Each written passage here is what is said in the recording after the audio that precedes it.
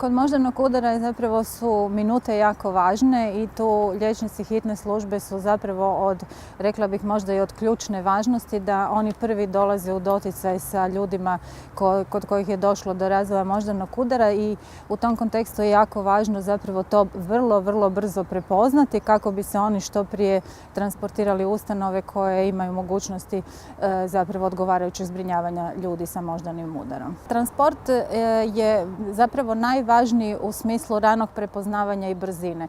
Ovakve kampanje kao što se danas dešavaju i su jako dobre u smislu da i opća populacija ljudi zna prepoznati moždani udar i u tom kontekstu pozdravljam i činjenicu da kada ljudi doma prepoznaju da se nešto sa osobom dešava, da ju odmah upute u najbližu ustanovu i bolnicu koja to može zbrinuti. Naravno da liječnička skrb je tu na prvom mjestu i ako nisu u mogućnosti, sasvim sigurno da je najbolje da se zove odmah hitna pomoć koja će zapravo već na neki način terapijski i dijagnostički djelovati već u samim kolima hitne pomoći. I u konačnici ono što je jako važno da ti liječnici u izvanbolničkoj hitnoj službi pravovremeno obavijeste bolnicu da dolaze sa takvom osobom, da dolaze s osobom za koju sumnjaju da se radi o moždanom udaru kako bi se mi u bolničkim uvjetima što je prije moguće pripremili i započeli terapiju.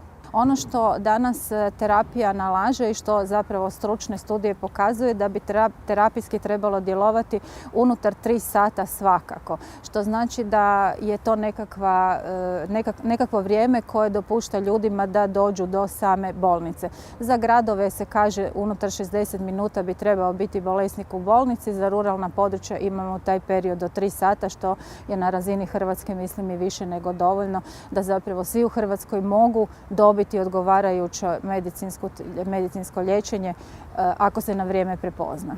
Ono što je zapravo najveći problem što se uvijek smatra da je moždani udar dob starije životne skupine bolesnika, međutim nažalost to se sve više pomiče prema mlađima, tako da danas se smatra da je najčešća dob između 45. pa do 55. godine. Dakle, to se pomaklo u zapravo radno sposobne ljude, u ljude u najproduktivnijoj životnoj dobi i to treba s jedne strane jako ozbiljno shvatiti i zapravo educirati ne samo medicinsko osoblje, nego senzibilizirati javnost da se to u velikoj mjeri može i prevenirati i na vrijeme zapravo detektirati.